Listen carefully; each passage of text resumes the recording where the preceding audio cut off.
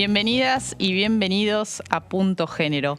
Mira, hoy te vamos a contar los detalles del proyecto que acaba de ingresar a la Cámara de Diputados este lunes, que amplía las licencias por maternidad y por paternidad, crea nuevas licencias, por ejemplo, por violencia de género, y además crea un sistema integral de cuidados. ¿Qué son los cuidados? Bueno, de eso también vamos a estar hablando hoy en Punto Género. Además, después, no te vayas, también vamos a hablar de la desigualdad en el deporte. ¿Vos sabés que todavía hay algunos clubes, bastantes, que no ofrecen la misma oferta deportiva a mujeres y a varones? Y hasta hace muy poquito algunos ni siquiera dejaban ingresar a una de sus sedes sociales a las mujeres.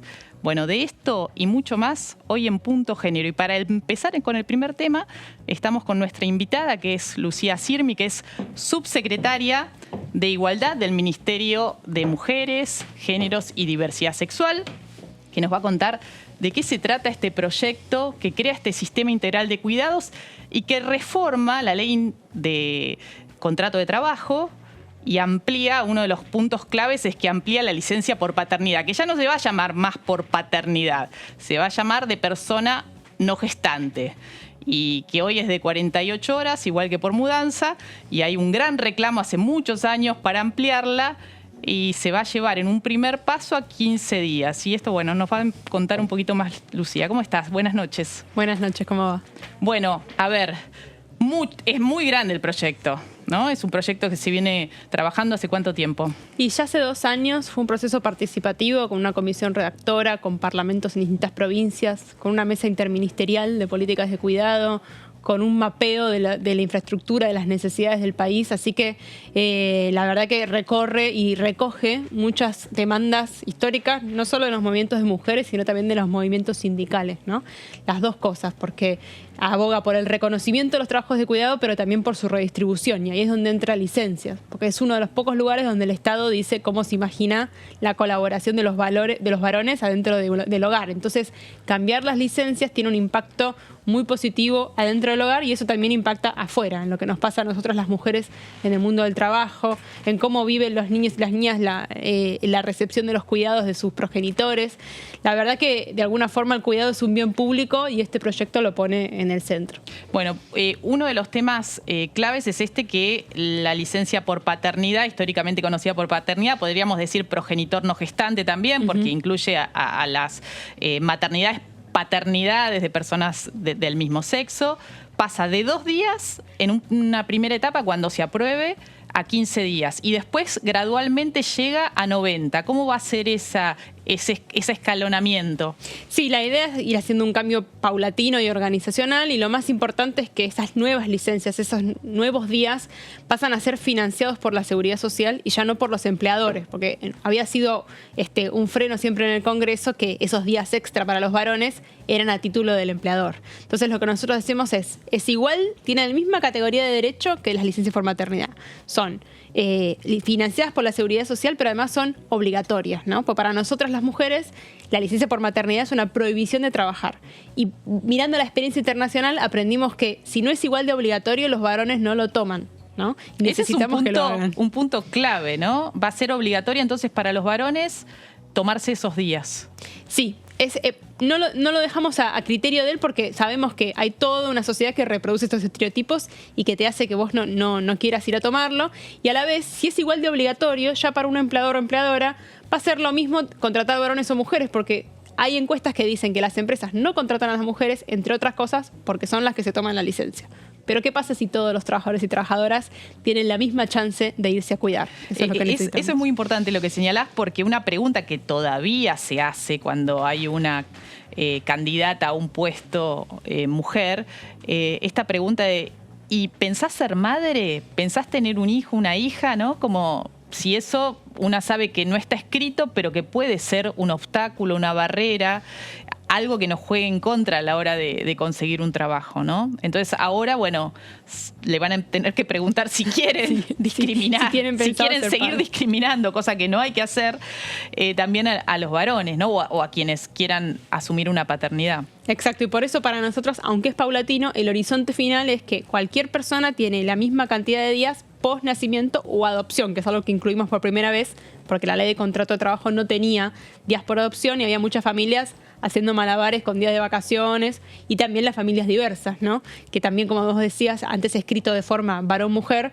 no quedaba claro, había como un limbo de derechos para esas familias. Entonces, el horizonte final es: las personas gestantes claramente tienen un mes antes y 3 meses después, ¿no? Porque tienen unas necesidades físicas distintas. Y las personas no gestantes tienen 90 días posteriores, en los cuales además pueden utilizarlo en los próximos 6 meses, ¿no? Pueden retrasarlo un poco para decir con la pareja. Y se alarga la licencia por maternidad o para la persona gestante, sí, de 90 a 126 días. Exacto, se agrega un mes. Un mes más, muy bien.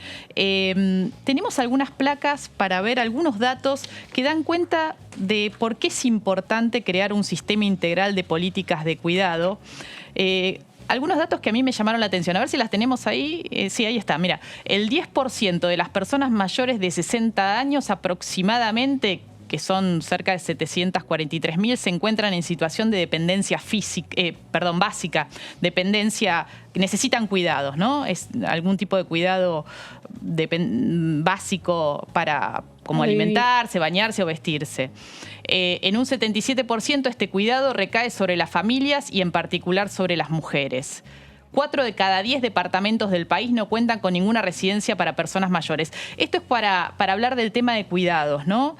Este proyecto, que hoy lo anunció el presidente en el acto del Día del Trabajador y la Trabajadora por la tarde, que iba a ingresar hoy en la Cámara de Diputados, crea un sistema integral de políticas de cuidado. A ver, si tuvieras que explicar de qué se trata brevemente, ¿cómo lo explicarías?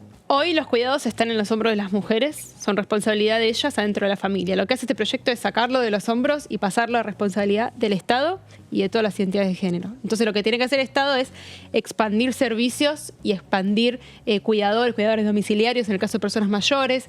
Tiene que haber un montón de herramientas para que no pase lo que pasa hoy, que es que la calidad del cuidado que recibe una persona mayor, un niño, una persona con discapacidad, depende del bolsillo que tiene la familia, si puede contratar o no puede contratar cosas, y de cómo te llevas con tu familia. A veces tu familia es muy chiquita, no hay nadie que te ayude a cuidar. No o está en lejos, tu ciudad, ¿no? Exacto, Claro. no está en tu ciudad. Si sos una persona trans, tu familia no te habla.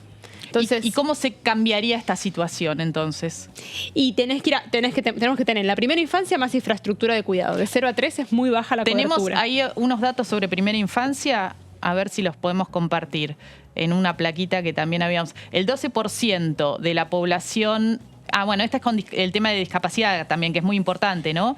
Exacto, en la discapacidad lo que ocurre hoy en día es que solo algunas personas vía amparo llegan a tener algún apoyo, y ese apoyo es domiciliario, pero lo que necesitan las personas con discapacidad es apoyo para la vía independiente, afuera, ¿no? O sea, también salir y participar de la sociedad. Entonces, ¿y eso también está previsto? Exacto. Esa ampliación de políticas, lo que compromete el proyecto es que el Estado tiene que cada año crecer su presupuesto en materia de políticas de cuidado, tiene que apoyar a las provincias, tiene que etiquetar lo que gasta en cuidados y tiene que dedicar el 8,5% del presupuesto de obras públicas a infraestructura de cuidados, ¿no? Eso es muy importante porque lo establecería, ¿no? Si se aprueba por ley, que queda ese presupuesto para que cada año se dedique a esa infraestructura, a construir, por ejemplo, jardines maternales o de primeras infancias. Ahí teníamos los datos. Interesante volver. Aproximadamente el 95% de niños de 0 a 2 años y el 60% de los niños, niñas y niñes de 3 años no asiste a establecimientos educativos y de cuidados. Mirá qué cifra alta, ¿no? Sobre todo en el caso de los niñes de 3 años. Y el 45% de los jardines o escuelas infantiles no cuentan con sala de 3 años. Este es un dato muy relevante. Y es la contracara de lo que pasa en las mujeres. Cuando vos ves mujeres con niños menores de 3 años, la mitad está fuera del mercado de trabajo. Eso no es necesariamente malo, pero en esta sociedad te deja sin ingresos, digamos. Claro, el punto es si pueden elegir estar fuera del mercado o necesariamente para hacerse cargo de estas tareas de cuidado tienen que salir porque no tienen otra forma de resolverlo, que es lo que vos decías hoy. Bueno, el que tiene un poco de plata o una familia cercana que se haga cargo, una abuela, que ahora las abuelas también tienen como su propia vida. Antes Exacto. estaban más metidas en las casas, ¿no? Eso digo, yo crecí con una abuela muy cercana y hoy mi madre vive en su casa y tiene su propia vida, no están a cargo solamente del cuidado de nietas y nietos, ¿no? Exacto, y un poco lo que termina pasando es que las mujeres hacen la cuenta. Dicen, bueno, no hay espacio público, entonces tengo que contratar un jardín o una trabajadora de casa particular. Y si voy a ganar más o menos lo mismo que lo que me sale contratarla, entonces para eso me quedo yo en casa. Claro. Y bueno, y hay muchas cosas conectadas, porque muchas veces esas mujeres que eligieron quedarse en su casa, por ejemplo, después tienen una situación de violencia, dependen económicamente de su agresor, no pueden salir de ahí. O sea, hay un círculo vicioso que la política pública tiene que romper y que tiene que ver con esto, ¿no? Volvamos un poquito al tema de las licencias. Un dato que me parece interesante del anuncio de hoy del proyecto tiene que ver con que se amplía, además, a monotributistas sociales, autónomos, a personas, a empleadas de casas particulares, al sector agrario también. ¿Cómo se va a resolver en esos casos?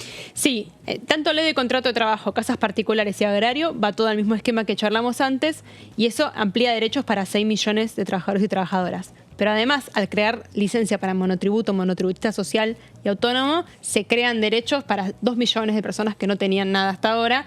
Lo que se hace es dar una asignación por un salario mínimo vital y móvil por el mismo tiempo que se está de licencia, por cada mes de licencia, y tampoco es que se le prohíbe no facturar al mismo tiempo, porque muchas veces, ¿qué le pasa al monotributista cuando da luz? Bueno, la monotributista baja un poco, merma un poco los ingresos, la facturación, pero no puede prescindir del todo, ¿no? Entonces, esto es como un apoyo. Y otra cosa importante que hacemos es en casas particulares, que muchas tienen una partecita de su trabajo registrado y el resto no. Cuando se van de licencia, su salario de reemplazo son 2 pesos. Entonces, lo que hacemos en el proyecto es decir que como mínimo siempre la licencia de la trabajadora de casa particular va a ser un salario mínimo vital y móvil, más allá de cuánto tiene de salario registrado habitualmente.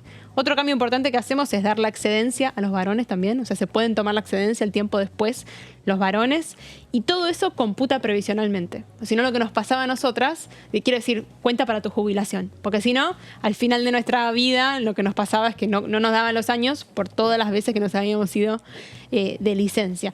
Así que el horizonte es más o menos que todos los sectores, incluyendo el empleo público, tengan el mismo piso de derechos. Por encima se puede ir y mejor, y bien que así sea, ¿no? Pero este es el piso, que es un piso de igualdad. Hablamos siempre de trabajadoras y trabajadores registrados. Sabemos que en Argentina, lamentablemente, hay un porcentaje alto, ¿no? Uh-huh. ¿De cuánto? ¿El 40% de trabajo informal? Sí. ¿Aproximadamente? Sí, 37, 40. Para nosotros, por eso es importante la figura de licencia a partir del monotributo social, porque es una vía accesible para incluso entrar al régimen de monotributo solo a título de usar la licencia, ¿no? Si bien se requieren ciertos meses de aporte previo, la idea es poder cubrir al universo de trabajadores y trabajadoras por esa vía. Pero además, otra cosa importante que hace el proyecto es que hay muchas mujeres haciendo trabajo comunitario informalmente. Y ahora lo que exige al Estado el proyecto es que toda vez que transfiera recursos a espacios comunitarios, tiene que transferir también recursos para los salarios de quienes llevan adelante esa tarea comunitaria, que es lo que no hacía necesariamente hasta ahora, ¿no? Entonces, eso es un cambio. ¿Han hablado ya qué va a pasar acá en el Congreso? Porque bueno, ahora viene la discusión en términos de las comisiones y qué va a decir la oposición frente a esta propuesta. Nuestra estrategia, nuestro planteo siempre va a ser que esto es una inversión, no es un costo. Hay generación de empleo acá. El cálculo que hacemos con la demanda potencial es como mínimo 200.000 puestos de trabajo nuevos si se invierte en este tema. Y en líneas generales ganan todos, porque si invertimos en esto ganan no solo las mujeres, ganan los niños, ganan todas las poblaciones.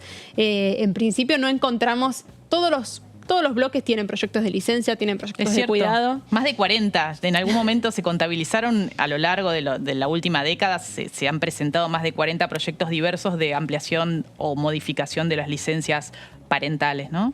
Sí, por eso en principio estamos a disposición para apoyar y que esto se vuelva ley, que es un punto de partida. Obviamente después lo que tiene que ampliar el programa con el Estado con su sistema de cuidados es una transformación de mediano plazo, pero para nosotros será importante que el horizonte quede claro, y por eso la decisión de Alberto y de Eli Gómez Alcorta de enviar este proyecto. Bueno, Lucía, muchas gracias porque nos trajo los detalles de este proyecto que acaba de ingresar a la Cámara de Diputados y Diputadas, debería ser, siempre decimos, ¿no? De Cámara de Diputados y Diputados, que todavía tiene este nombre sexista. Y seguimos en Punto Género. Vamos a hablar de desigualdad en el deporte. Una encuesta federal en clubes dio unos datos bastante preocupantes. seguimos con este tema.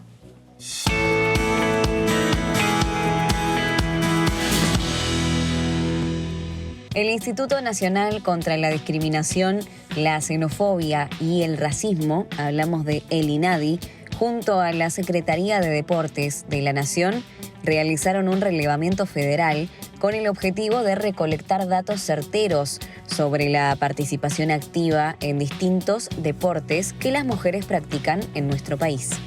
Los resultados dejaron a la vista que aún no todas las mujeres cuentan con la posibilidad de acceder a la totalidad de los deportes y actividades que los clubes ofrecen para sus socios. Según el relevamiento, solo un 37% de los clubes relevados da acceso total al deporte a las mujeres.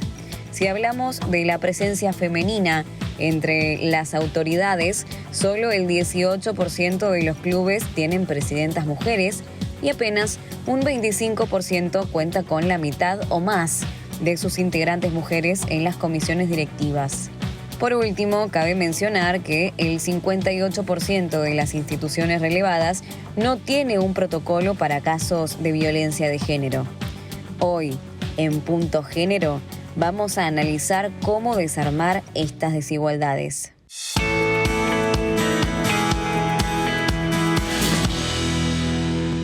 Bueno, tema que me súper interesa.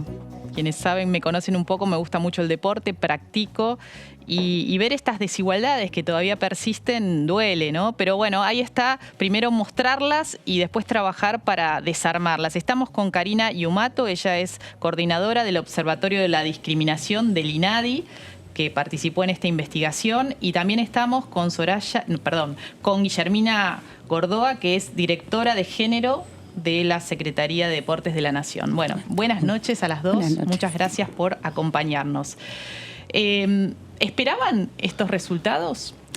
Y un poco sí, ¿no? En el deporte se expresan las desigualdades que tenemos en la sociedad en general, así que teníamos como unas intuiciones respecto de cómo estábamos también en Argentina en materia de género y deporte, y lo que fuimos a hacer en conjunto con el INADI fue ponerle el número concreto de esta lectura que veníamos haciendo sobre acceso, permanencia y representación de las mujeres en el ámbito del deporte. ¿Qué dato te llamó más la atención?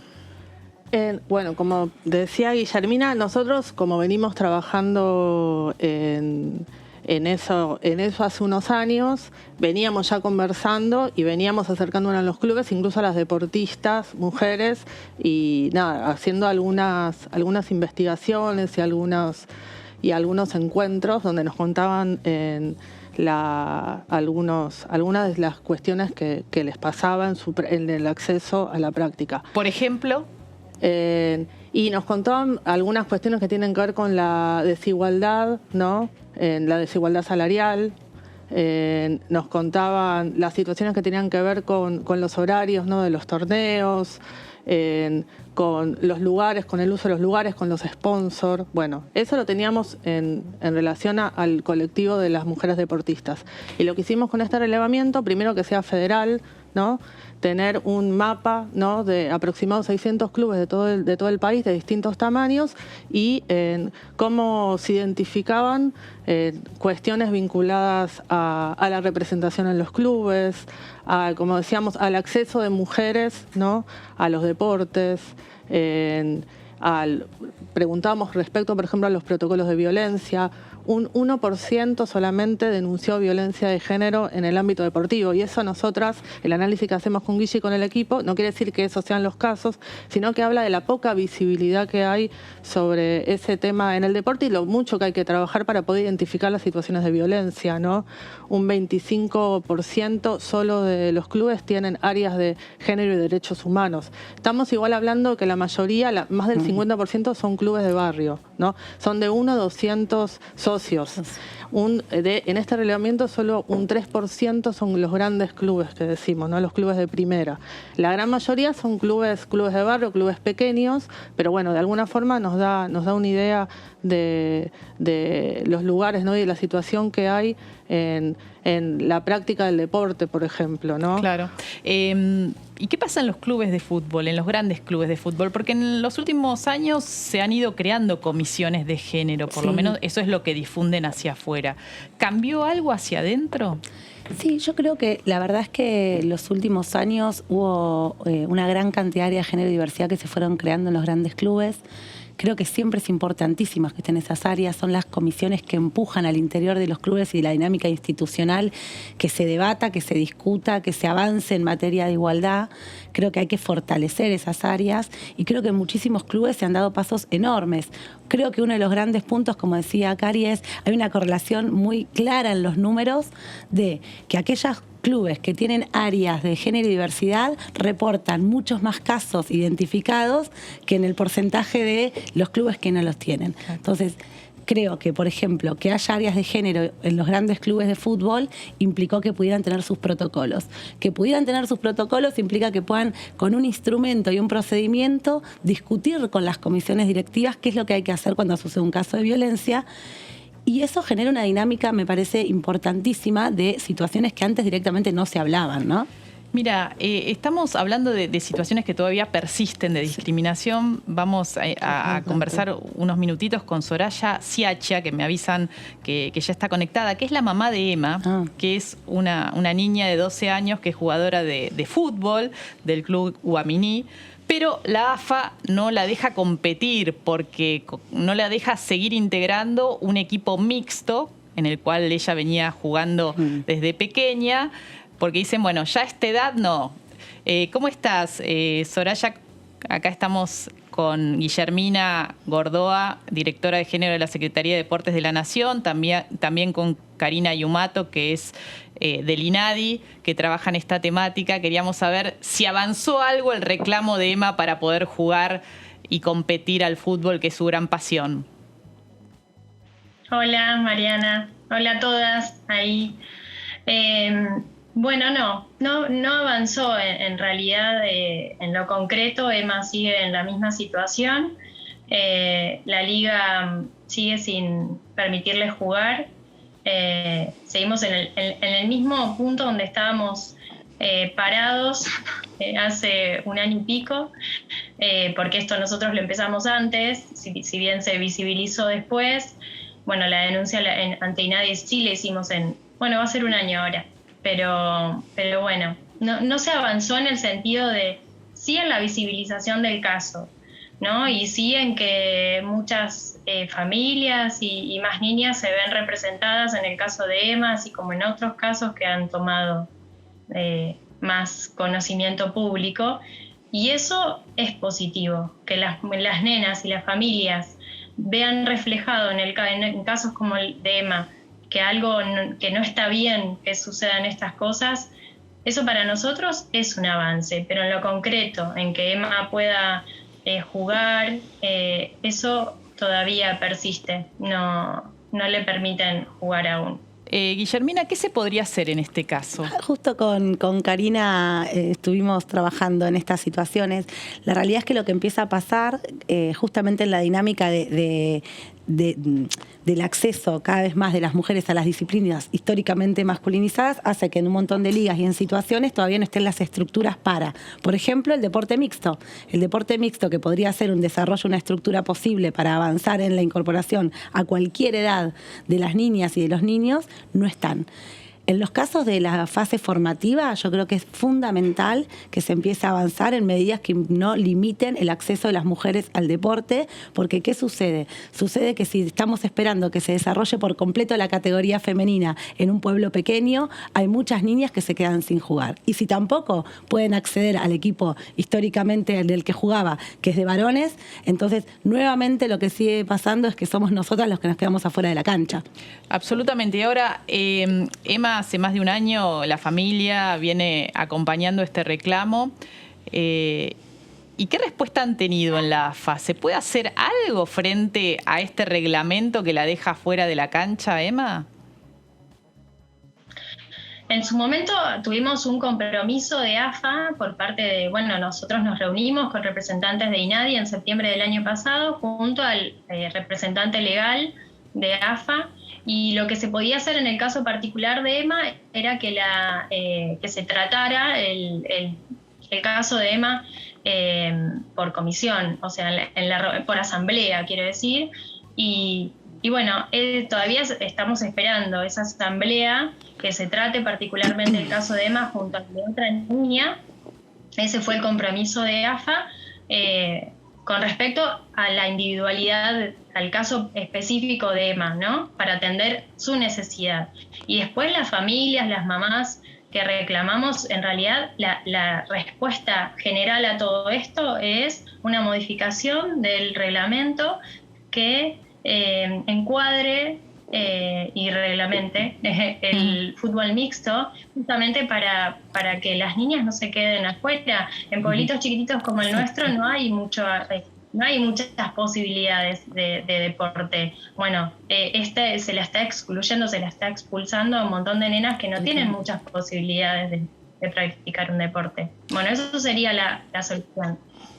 Muchísimas gracias, Soraya. Vamos a seguir acompañando el reclamo de Emma y por más niñas, ¿no? Por más niñas que tengan este derecho a la pelota.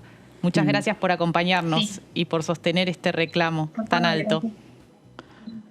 Gracias a ustedes. Si hay alguien que sabe de defender el derecho de las niñas al juego y a la pelota, es Mónica Santino, que es DT de La Nuestra. Es un proyecto social de inclusión del deporte a través del fútbol en la Villa 31, el barrio Padre Mujica en la ciudad de Buenos Aires. Y tenemos también la comunicación con Mónica. ¿Cómo estás, Mónica? Buenas noches. ¿Qué tal? Buenas noches. ¿Cómo están? Bueno, ahí a toda la mesa. Sí, te sumamos a esta mesa para hablar de desigualdad y discriminación en el deporte a partir de un ejemplo tan interesante como el que llevas adelante de La Nuestra, que podríamos decir que es el primer club feminista que nació feminista, y con este proyecto que tenés y llevas adelante de inclusión de las niñas de la Villa 31 a través del deporte. Estaban ustedes en la búsqueda de un espacio, ¿no? De un espacio físico para poder desarrollar el proyecto. ¿Están cerca o todavía no? Es una buena pregunta. Creo que estuvimos cerca y ahora diría que no, y que tenemos que volver a barajar y dar de nuevo para acomodarnos a algo que no es del todo lo que soñamos y pensamos. Pero como es una convicción tan grande y un deseo tan grande, no vamos a bajar los brazos, ¿no? Entonces, creemos que por todo lo que estamos diciendo ahora, lo que escuchaba decir a la mamá de Emma y por cantidad de otras situaciones, pensar en un club propio de ninguna manera es un capricho, ni tampoco algo en donde no dejaríamos entrar a nadie más, ¿no? Que es lo primero que nos dicen. Y sabes que eso es curioso, ¿no? Porque cuando los varones fundaron los clubes como los conocemos hace más de 100 años, algunos, a nadie se le ocurría decir, che, esto es para ustedes solos. Y sin embargo fue lo que ocurrió, ¿no? Durante décadas y la historia del deporte como la conocemos y cómo está armada. Vos sabés, Mónica, entonces, vamos a seguir pensándolo, sí. Que justo antes de empezar el programa conversábamos con Guillermina y con Karina, recordando que no hace tan poco algunos clubes excluían directamente a las mujeres de algunas de sus sedes sociales y ni las consideraban socias, ¿no? Estábamos chequeando que uno de los cambios de reglamento de uno de estos clubes se hizo en el año 2020. Ayer, ¿no? Y en pandemia cuando dijeron, che, mirá que nos podemos quedar sin nadie, en pandemia. Digo, eso no es un dato menor. No, justamente. Y sería interesante contar, que nos cuentes, me parece, para quienes no conocen el proyecto de La Nuestra, cuáles son los objetivos y cómo trabajan, ¿no? Porque y quiero destacarlo esto, porque es un proyecto de inclusión social que lo están mirando desde Europa como un modelo a replicar en el mundo para la inclusión de niñas de sectores de barrios populares, ¿no? Si nos podés contar algunas de las claves de este proyecto tan interesante que rompe con la lógica tan masculina de los clubes y sobre todo los de fútbol.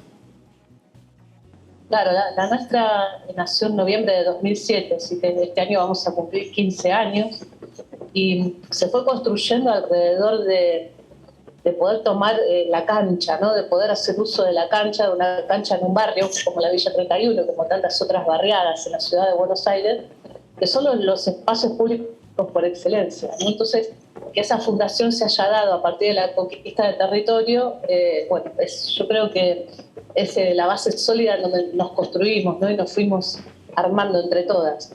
Es un colectivo feminista, es un cuerpo técnico íntegro de mujeres, que también tiene miradas sobre la educación popular, sobre trabajo social, porque no es solamente la nuestra el proyecto deportivo, ¿no? Es haber podido problematizar todo lo que el fútbol significa en un barrio para compañeras, ¿no? Desde los 6 años hasta los 50, creo que somos ahora, cuando en 2007 éramos un grupo nada más que de 10, 12 adolescentes, ¿no? Eso de, bueno, a las mujeres el deporte no les interesa, las mujeres no quieren jugar al fútbol, creo que ese también fue un prejuicio grande a tirar abajo, ¿no? Cuando vos generás condiciones, cuando invitás, cuando haces participar, bueno, ese interés por el fútbol aparece y fuertemente. Somos eso, ¿no? El ejercicio del derecho a jugar, porque creemos firmemente que el jugar es un derecho humano. ¿Y por qué el fútbol? Porque el fútbol es el deporte que nos identifica. El fútbol es importantísimo en nuestra sociedad y en la región, ¿no? Entera y en el mundo, el deporte más popular, el que siempre nos dejó afuera, pero para el que nosotras, construidas así, constituidas así de esta forma, es una gran herramienta para luchar contra la violencia de género que es cotidiana. Porque ese cuerpo en el que vos te parás y estás empoderada, cuando haces y rompes una cantidad de mandatos, cuando podés salir de la tarea de cuidado y digamos, tener una conexión muy fuerte con el juego desde el placer y con otras compañeras, bueno, ahí todo lo que se va generando es tremendamente feminista, tremendamente popular, haciéndonos dueñas de un deporte que nos hace felices, ¿no? Así para decirlo sintéticamente, la nuestra es eso, más de 200 jugadoras en cancha, entrenadoras que se empoderaron a partir de la demanda de las pibas, por eso creemos fuertemente que es una estrategia de empoderamiento colectivo, y pensamos que no hay un techo, ¿no? Y cuando hablamos del club propio es poder institucionalizar, digamos, todas estas prácticas que se dieron en el territorio, donde fuimos construyendo saberes, donde fuimos construyendo identidad, donde fuimos construyendo pertenencia a nuestra manera, ¿no? Con un lenguaje propio, poniendo en juego los cuerpos, poniendo en juego el territorio y poniendo en juego los vínculos, porque es una manera muy fuerte y muy potente de aprender que las transformaciones son colectivas, ¿no? Por eso creemos que es eminentemente político lo que hicimos, revolucionario, y que tiene una conexión muy fuerte con el deseo. Sin duda, Correte Mónica. Un poquito del mandato de la maternidad, ¿no? También iba a agregar eso, pero sí. Bueno, no, somos todo eso. Digo, sin duda, yo te conozco hace mucho, conocemos hace mucho este proyecto y cada vez que podemos le damos difusión. Siempre es muy emocionante escucharte porque sabemos que es eso, lo que vos contás pasa con las chicas, con las mamás, en el barrio y lo que ha generado esa transformación tan fuerte en sus vidas, ¿no? Así que yo te agradezco profundamente porque es hermoso que este proyecto siga adelante y ojalá que pronto quienes tengan que colaborar y poner el hombro y tomar decisiones frente a la posibilidad de que tengan un espacio propio, un club feminista que siga haciendo historia en la Argentina como el primero, que puedan tener su lugar. Muchas gracias, Mónica, por habernos acompañado y traído este soplo de esperanza en relación a lo que es posible, ¿no? A lo que es posible cuando hay tanta pasión. Completamente, les agradezco muchísimo este rato y abrazo grande ahí a la mesa entera. Muchas gracias. Muy contenta de verlas. Muchas gracias. Karina, ¿qué puede hacer el INADI frente a estas situaciones, digo, para ir cerrando breve, cortito, de discriminación que han surgido en este relevamiento? Y en el INADI venimos trabajando hace unos cuantos años sobre ese tema.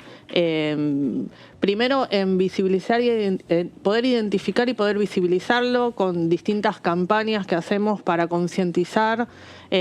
Hacemos talleres en los clubes sobre discriminación de género en el deporte, a todos los actores de los clubes, de los clubes, tanto en los planteles de deportistas, los entrenadores, los cuerpos técnicos, la dirigencia, dirigencia, nos parece que es muy importante poder discutir estas cuestiones con la dirigencia. Y me quería referir a uno de los puntos de relevamiento que me parece también importante acá mencionar, que es las representaciones en los clubes.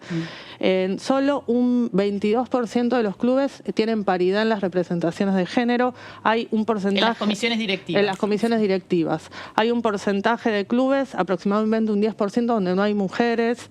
Y las mujeres están representadas más que nada, son vocales. Un 75% son vocales, un 18% son presidentas y solo un 15% son vicepresidentas. O sea, las mujeres acceden, están en la mayoría de los clubes, pero no están en cargos de decisión política, en la toma de decisiones. Y eso nos parece que es relevante para poder modificar determinadas situaciones en el acceso al deporte, de mujeres, de géneros, en lograr la igualdad y en poder modificar estas cuestiones. Nos parece que las mujeres tienen que estar en los clubes y estar en los lugares de decisión de los clubes. Nos parece que llegar, por eso este relevamiento lo hicimos de manera articulada con la Secretaría de Deporte. Nos parecía que INADI, por las tareas que tiene de visibilizar las cuestiones de discriminación, recién escuchaba a Emma. Nosotros venimos, aparte de Emma, hay un montón de niñas que están sin poder jugar.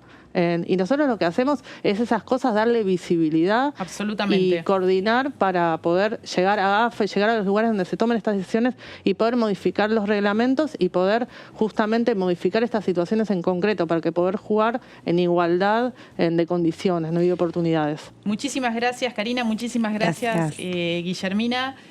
Nosotras y nosotros nos vamos a la pausa y ya volvemos con más Punto Género. No te vayas.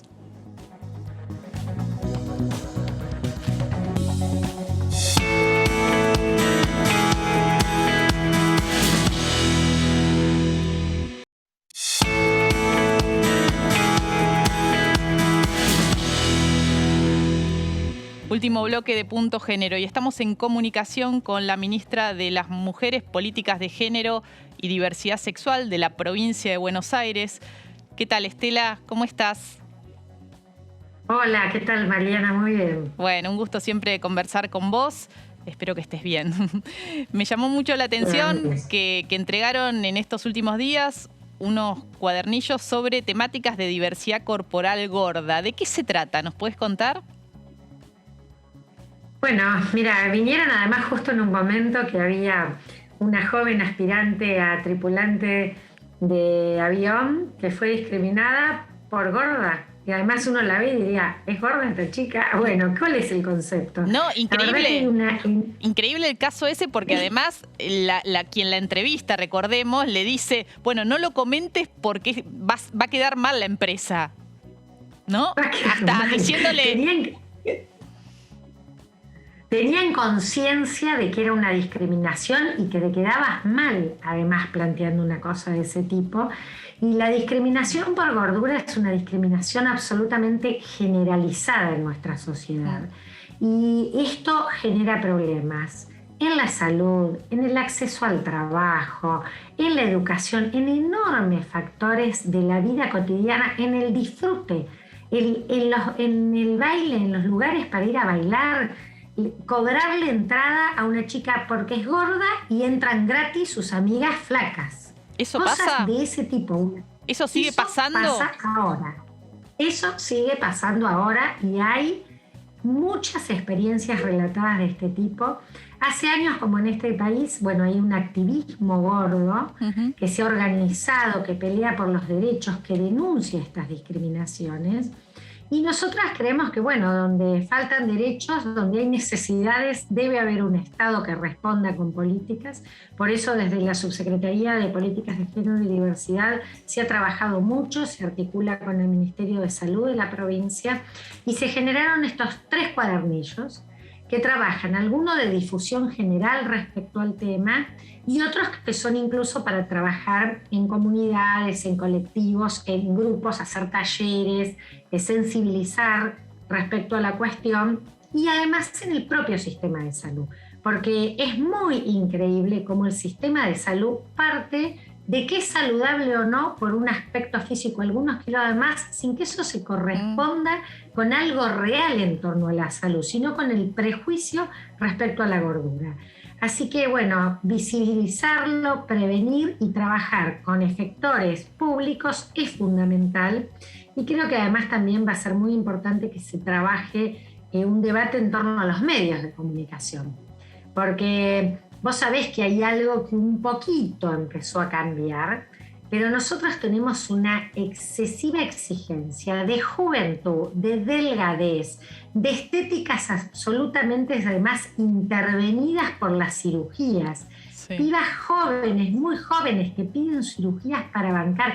Esto genera dolor psíquico, físico, problemas de salud asociados con eso y prejuicios sociales que debemos trabajar para desterrar, porque nosotras como sociedad, como identidades culturales, somos muy diversas y nuestros cuerpos son cuerpos rellenos, más o menos gordos, y Argentina tiene un triste ranking de estar entre los principales países con serios problemas alimenticios.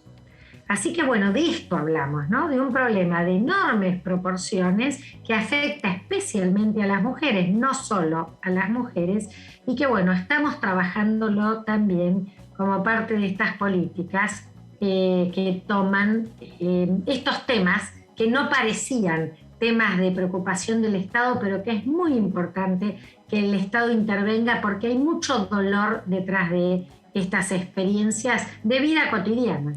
Sí, por eso lo quería traer al programa, porque no son temas secundarios. Por supuesto, hay una urgencia, hay temas que son más urgentes desde ya, pero también deben entrar en la discusión política, ¿no? No tienen que quedar al margen. Y pensaba cuando decías lo de los cuerpos, las exigencias, bueno, los medios de comunicación, ¿no? En algunos canales vemos que, y esto lo hemos comentado muchas veces con colegas, los periodistas o los conductores pueden tener cuerpos diversos, por decirlo de una forma, pueden tener edades diversas, no solo ser jóvenes, pero a las mujeres se les exige esa juventud que vos señalabas o determinadas cuerpos, lo que uno dice, hegemónicos, pero sobre todo muy jóvenes, ¿no? Y también exhibiendo el cuerpo por ahí hasta contra la voluntad de la propia conductora o de quien está al frente de las cámaras, ¿no? Porque hay una exigencia de que el atractivo pasa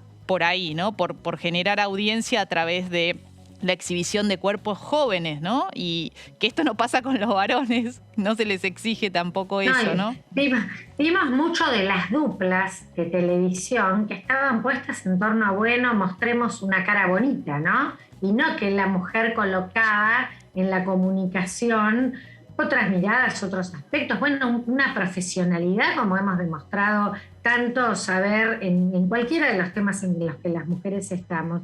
Y Argentina tiene algo muy fuerte en eso que también debemos poner muy en debate, que tiene que ser un pensamiento bastante descolonial, porque quisimos mucho tiempo borrar nuestras características muy latinoamericanas y esta idea de que somos más europeas, por lo tanto, hay, viste, como esa idea además del pertenecer a determinado sector o a determinada sociedad, te lleva a exacerbar aspectos que incluso en las sociedades que son más diversos. Allí, ¿no? Esta cultura de nuestra aspiración a primer mundo ha sido siempre una aspiración que te dicen muchos que ven, que han vivido en otros países, que por ahí, por ejemplo, en televisiones de otros lugares del mundo, hay mucha más diversidad corporal, etaria, identitaria que lo que pasa en nuestro país, y debemos cambiarlo por esto, porque eso provoca mucho dolor, mucha discriminación.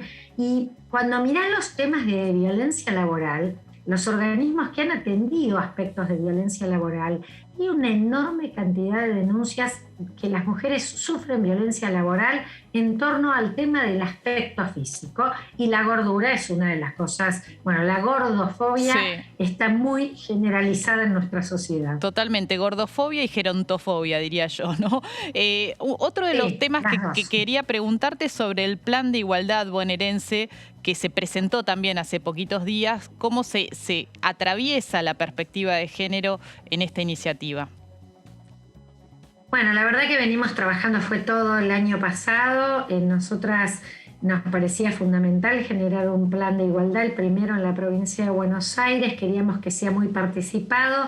Bueno, la pandemia nos llevó a que la participación sea en rondas virtuales, pero participaron los 135 municipios con organizaciones sociales, feministas, sindicales, juventudes, bueno, de la mayor diversidad de nuestra provincia, construyendo un diagnóstico participativo. Y después de eso, nosotras trabajamos con todos los ministerios y organismos para plantear planes, programas, iniciativas, herramientas que construyan perspectiva de género y un camino de igualdad en la provincia. 237 iniciativas entre los ministerios y organismos que se van a implementar a lo largo de estos años, y una mesa que construimos de seguimiento del plan, porque algunas están en proceso de desarrollo, otras son recién diseñadas, y además, bueno, queremos volver a la sociedad, como fuimos a consultar el diagnóstico, a